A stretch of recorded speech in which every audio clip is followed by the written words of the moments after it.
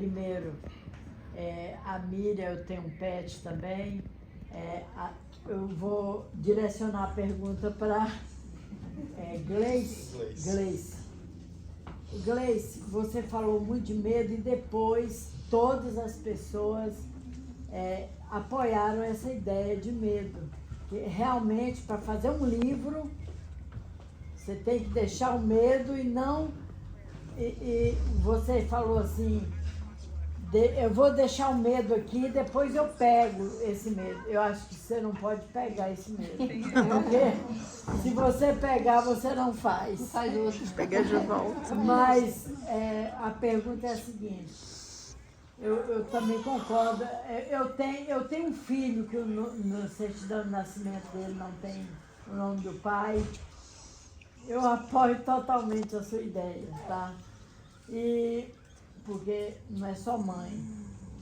E meu medo é realmente escrever um livro. Fazer um livro em que eu coloque a minha situação, que é situação de mãe, pai, né? De mãe e de pai, para os meus 3 filhos que eu tive, graças a Deus. E a pergunta é a seguinte: como é que a gente faz para fazer um livro? Como é que começa um livro? Bom, você já começou, né? Dá para ver que tem um prefácio aí. E primeiro, se você entender que é importante o que você vai falar para ajudar outros, aí você vai ter assim, você vai acordar, não existe esse negócio de você falar assim, 8 horas da manhã eu vou acordar, vou escrever, não existe. Muitas vezes existe, porque você tem que ter disciplina, eu acredito, né? Porque nós vamos fazer mais livros, então nós temos que ter disciplina. Mas tem horas que você vai vir um insight, uma coisa assim dentro de você que você aprendeu, e a melhor maneira que você tem é praticando e passando, ou ensinando. Tem 2 formas, ou praticando ou ensinando. Quando você ensina, às vezes você aprende mais do que você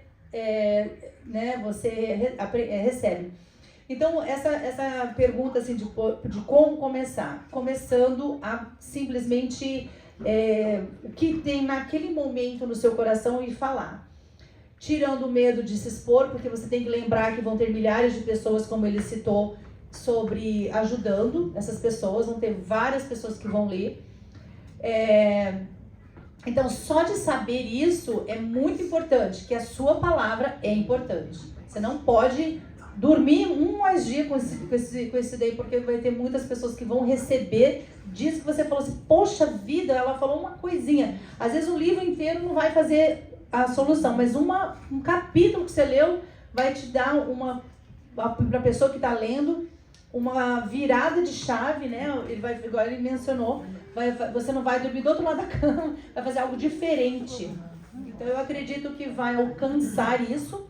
E em termos de técnica mesmo, de começar, aí você escreve, pega, ou não sei se você gosta de computador, tem pessoas que gostam de manual, eu gosto daquele barulhinho, sabe? Mas tem dias que às vezes eu tô no parque e eu falo, gente, isso dá um livro. Aí vou lá, eu escrevo, então assim, eu gosto, esse manuscrito foi escrito mesmo, de caneta. E depois, alguns capítulos eu entrava no Starbucks ali, né, eu sentava ali, porque isso vai muito de temperamento, eu não queria prolongar muito, porque senão vai dar outro assunto. Se vocês quiserem entender um pouco mais sobre temperamento, para saber quais são os medos, que alguns temperamentos são menos medrosos, outros são mais. Então, vocês têm que me seguir lá no YouTube, que eu tenho um canal que fala sobre temperamento. Daí vai ajudar um pouco mais vocês entenderem. É Gleice Mengaro. Só procurar no YouTube, lá, se inscrever, ela tá querendo falar também. Eu gostaria, assim, de dar uma orientação para você também, porque tudo na vida, você começa dando o primeiro degrau, né? Você tem que ser subindo aos poucos. E depois você tem que ter disciplina e ter uma inspiração. Você tem que ter inspiração para escrever de alguma coisa. Como eu tive do Spike, que ele faleceu, foi uma vida maravilhosa com ele. Então você tem que ter essa inspiração dentro do coração. E aí você, então, vai compartilhar isso e quando você tem uma inspiração, as coisas aparecem. Assim, de uma hora para outra, você começa e vai começando, vai fazendo, com disciplina, com foco no que você está fazendo, e você consegue. É isso aí. Tem mais perguntas aí? Eu queria fazer uma pergunta. Por favor. Fique de pé. Ok. Eu queria fazer uma pergunta para o senhor. Ok. Então, na sua falácia, você chegou a comentar que não estava cansado, mas que tinha observado muito, que você já havia dito coisas, ensinado coisas, e as pessoas não tinham mudado aqui, né? Elas não tinham tomado uma posição sobre aquilo. Então você resolveu escrever para deixar escrito, né? E também é uma forma da pessoa ler várias vezes.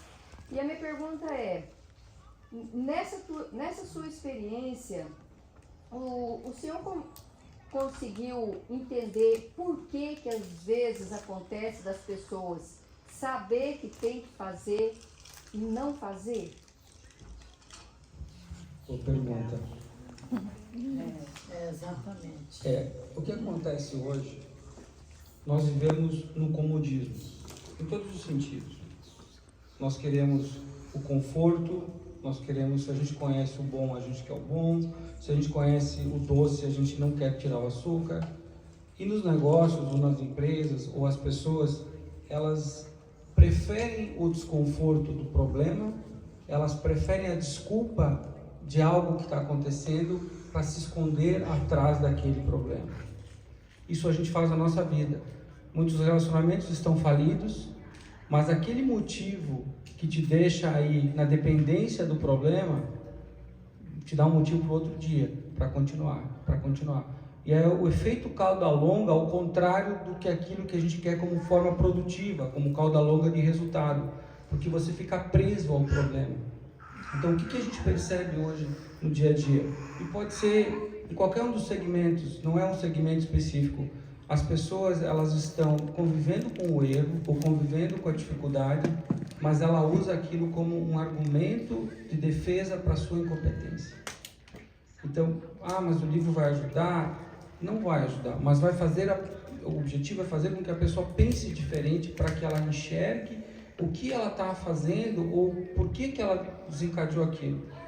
Uma passagem que tem, por exemplo, por comodidade, por religiosidade, eu vou contratar ela, eu vou trazer ele porque é amigo do amigo que está aqui na América, que chegou com um problema, tem que pagar coiote, aquelas histórias que todo mundo conhece.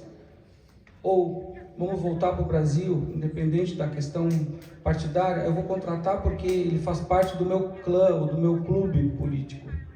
Esquecem das competências, esquecem das qualidades que essas pessoas têm. E aí é onde a gente volta agora para a questão prática que você perguntou. Nós não conseguimos lidar quando a gente não quer enxergar além da cortina, porque as pessoas, elas criam uma cortina. Então, ela não quer as competências. Ela não quer, se ele chegar do meu lado, isso não é porque ele sabe mais do que eu, mas se ele tem uma competência maior e vai me tirar do desconforto, eu vou fazer algo para que ele não se destaque. Isso acontece nas nossas famílias, acontece nas nossas empresas, é exatamente a deficiência que a gente cria naquilo que é um problema posto. Não sei se eu consegui. Sim, ficou claro. Obrigada.